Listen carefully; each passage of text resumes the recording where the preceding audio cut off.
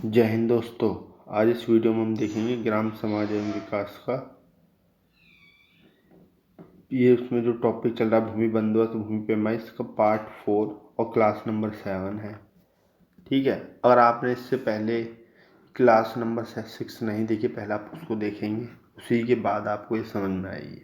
Okay, ये हम भूमि पैमाइश कर रहे हैं तो ज़्यादा समय ना वेस्ट करते, हम क्लास पर आ जाते हैं। और आपको मेरा प्रयास अच्छा लगता है, चैनल को सब्सक्राइब जरूर करें, जिससे मुझे भी मोटिवेशन मिले, क्योंकि आपको भी कोई मेहनत को अगर अप्रिशिएट नहीं करें आपको भी अच्छा नहीं लगेगा। ठीक है, तो हम सीधा आ जाते हैं टॉपिक पर। तो देखो, जितना है आपको उतना ही याद रखना है, इससे एक्स्ट्रा चलना नहीं है, नहीं तो आपको प्रॉब्लम होगी। देखो, सबसे पहले आपको ध्यान रखना, मीटर बड़ा होता है यार्ड से। यार्ड को क्या कहते हैं? यार्ड को कहते हैं गज। मीटर बड़ा होता है यार्ड से, यार्ड को गज कहा जाता है। ठीक है, अब नीचे क्या लिखा है? एक हाथ। तो इसमें क्या याद रखना है आपको? ये इतनी चीज़ें आपको याद रखना है। आपको याद कैसे रखें तो सुन लो, आप समझ लेते हैं कैसे। बार बार आप पढ़ोगे तो आपको याद हो ही जाएंगे। ठीक है, यहाँ पे लिखते हैं एक हाथ। एक हाथ बराबर क्या? इसे कहते हैं आधा गज। एक हाथ की वैल्यू जो होती है आधे गज के बराबर होती है। और आधे को हम क्या लिख सकते हैं? आधे को 0.5 लिख सकते हैं, 0.5 गज। तो वही यहाँ पर लिखा है, वही है ये। एक हाथ बराबर 0.5 गज। ठीक है, और एक गट्ठा। अब गट्ठे के ऊपर कर लेते हैं, गट्ठा क्या उसके बराबर होता है? एक गट्ठा जो बराबर होता है वो 5.5 हाथ के बराबर होता है। 5.5 हाथ के बराबर होता है। आपको 3 चीज़ें याद रखनी है। आपको देखो, पहले तब बार बार पढ़ोगे आपको सारी चीज़ें याद हो जाएंगी। देखो कि एक हाथ आधे गज के बराबर होता है। आधे गज को 0.5 गज लिख सकते हैं। और ठीक है, एक हाथ की वैल्यू कितनी होती है? आधे गज के बराबर। और एक गट्ठा जो रहता है 5.5 हाथ के बराबर होता है। तो हमें हाथ की वैल्यू पता होगी तो हम निकाल लेंगे। ठीक है, ये हो गया ख़त्म। अब आगे देखते हैं। तो हमने देखा एक हाथ जो आधा गज के बराबर होता है, तो अगर हमें गज की वैल्यू पता चल जाए, गज ये तो निकल आया ना, एक हाथ बराबर की आपको पता चल गई 0.5 गज होता है। 0.5 गज होता है। ठीक है, तो एक गज आपको पहले से, अगर आपने लास्ट वीडियो देखी होगी तो आपको पता होगी, एक गज जिसे यार्ड बोलते थे, एक गज जो होता है वो 3 फुट के बराबर होता है। ठीक है, और 3 फुट में कितने इंच होते हैं? 1 फुट में 12 इंच होते हैं। तो 12 3 कितने हो जाएंगे? ये 36, यानी कि 36 की गुणा कर दें इसमें। ठीक है, यानी कि एक हाथ बराबर 0.5 गज है ना, गज की जगह हमें क्या करना है? 36 की गुणा करनी है, जिससे इंच में आ जाएगा। ठीक है, जैसे ही इंच में क्या निकल के वैल्यू निकल के आएगी, जैसे 36 की 5 से गुणा करेंगे तो एक हाथ की वैल्यू निकल के आ जाएगी आपकी 18 इंच। ये आपको समझाने के लिए, बस आप डायरेक्ट याद रखेंगे। तो वही चीज़ यहाँ पर लिखी हुई है, देखो इम्पोर्टेंट। ये एक हाथ कितने? 18 इंच। तो आपको याद रखना है सीधे कि एक हाथ आधे गज के बराबर होता है, ये याद रखेंगे। एक हाथ के लिए 18 इंच होती है, ख़त्म। एक गट्ठा आपको पता 5.5 हाथ के बराबर होता है। अब आप 18 इंच निकाल सकते हो। कैसे? 5.5 का मतलब 5.5 गुणा 18 की गुणा कर दो इसमें। जैसे 18 गुणा करो, गट्ठा बराबर के 99 इंच निकल जाएगा। ठीक है, एक बार और समझा देता हूँ ये सारी चीज़ क्या हुई थी। देखो, आपको याद रखना है, ये पहले तो मीटर बड़ा होता है यार्ड से, गज से। एक हाथ जो होता है आधा गज के बराबर होता है ये। ठीक है, ये याद रखेंगे। और दूसरा ये एक हाथ और 18 इंच, ये 2 चीज़ आप याद रखेंगे। और आपको पता है एक एक गट्ठा 5.5 हाथ के होता है। 5.5 का मतलब 5.5। और आपको पता है 5.5 हाथ, और हाथ की वैल्यू आपको पता है 18 इंच होती है एक हाथ बराबर। तो 18 की जब 5.5 में गुणा करेंगे तो ये आ जाएगा 99 इंच, वही यहाँ पे लिखा है 99 इंच, ठीक है। और आप इस वैल्यू को भी याद रख सकते हैं जो ये है, ये जो वैल्यू है, क्योंकि पेपर में पूछ सकता है, स्टार मार्क किया हुआ है कि एक गट्ठा बराबर जब एक हाथ बराबर के 0.5 आधा गज, एक गट्ठा 2.75 गज, डायरेक्ट एग्जाम में पूछ सकता है। जिसको मैंने स्क्वायर में किया हुआ है ना, उसको तो आपको डायरेक्ट याद करने की कोशिश करनी है, बार बार पढ़ोगे याद हो जाएगा, ठीक है। ये हो गया।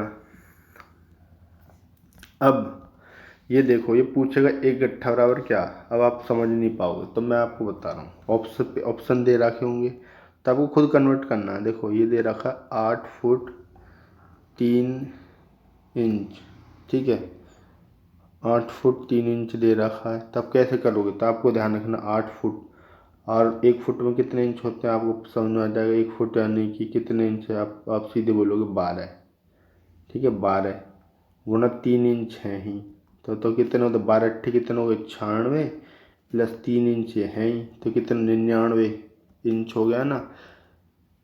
और देखो 99 इंच निकल आया, यानी कि 99 इंच ही होता था। आप ऊपर ही देख सकते हो, ये देखो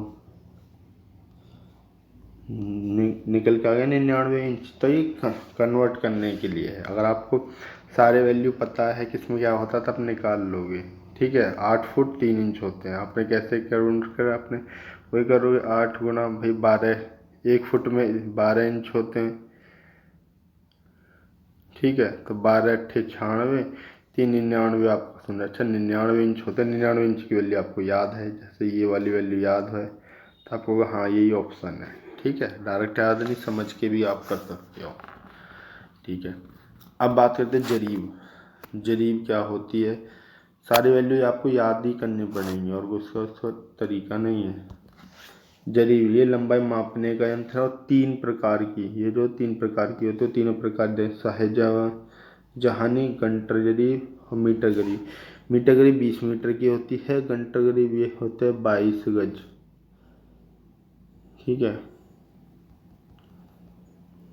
तो ये 3 प्रकार के, तो 3 प्रकार आप याद रखना। साहेजानी गरीब 55 यार्ड गज गज के बराबर होती है, घंटा जरीब ये 22 यार्ड के बराबर होती है, मीटर गरीब ये 20 मीटर। ये वैल्यू तीनों आपको याद रखनी पड़ेंगी, एग्जाम में यहाँ से पूछ सकता है। साहेजानी गरीब 55 गज, घंटर जरीब 22 गज के बराबर और मीटर जरीब 20 मीटर के बराबर होती है, ठीक है। ये तीनों वैल्यू याद रखनी पड़ेंगी आपको, बार बार आप लिख लिख के प्रैक्टिस कर, आपको याद हो जाएंगे, ठीक है। फिर आते पक्का बीघा। अब देखो एक होता है कच्चा बीघा, एक पक्का बीघा। देखो एक कच्चा बीघा जो होता है 1/3 पक्का बीघे के बराबर होता है। ये तो आपको ये नीचे लिखा हुआ है। तो अब पक्का बीघा क्या होता है, ठीक है। एक पक्का बीघा, एक पक्का बीघे की वैल्यू होती है 55 गुणा 55 वर्ग गज, यानी कि हम इसको क्या कर सकते हैं भाई 55 गुणा 55 अब आप बोलोगे 55 आया कैसे, तो आप देखो यहाँ पर, और आपको यही तो सारी चीज़ है।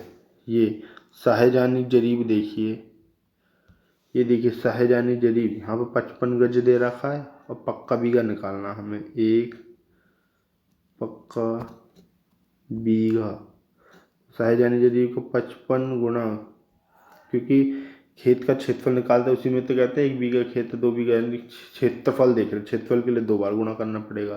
तो वही 55 गुणा 55 वर्ग गज। तो या तो इसको ऐसे लिख लो गज का स्क्वायर या वर्ग गज, बात एक ही है। तो 55 की को 55 में गुणा करते हैं तो क्या आएगा 30 से 25 आ जाएगा, ठीक है। यही है, यही चीज़ यहाँ पे लिखी हुई है पक्का बीघा, ठीक है। एक और देखते हैं, ये क्या है खेत मापने की पद्धति। तो देखो खसरा खतौनी में जो खेत का जो क्षेत्रफल लिखा रहता है वो हेक्टेयर में लिखा रहता है। किसमें लिखा रहता है, हेक्टेयर में, HAC हेक्टेयर में क्षेत्रफल लिखा रहता है। पूछ सकता है खेत माप में जो क्षेत्रफल रहता है किसमें लिखा रहता है, हेक्टेयर में, ठीक है। और एक कच्चा बीघा 1/3 पक्का बीघा होता है, ठीक है। और ये लास्ट में ये बचता है, ये पेपर में पूछ लेता है, कि पहले तो ध्यान रखो ये जो डाटा है 1990 और 91 कृषि जोत का है। ठीक है, अब देखते हैं ये यहाँ से क्वेश्चन पूछ लेता है।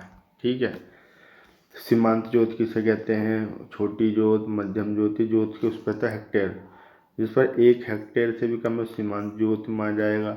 जिस पर 1 हेक्टेयर से 4 हेक्टेयर के बीच में है वो छोटी जोत, और 4 से 10 वाले में मध्यम जोत, और 10 से ज़्यादा वाले बड़ी जोत। ये क्वेश्चन पूछता है।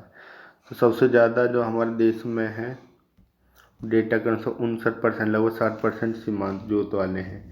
तो क्वेश्चन बहुत पूछता है। और छोटी जोत के 32%। तो आपको देखो 60 और 32 कितने हो गए, 82% के पास लगभग 4 हेक्टेयर से भी कम ज़मीन है। ठीक है, पूछ लेता था, आप इस सारे डाटा को याद रखेंगे।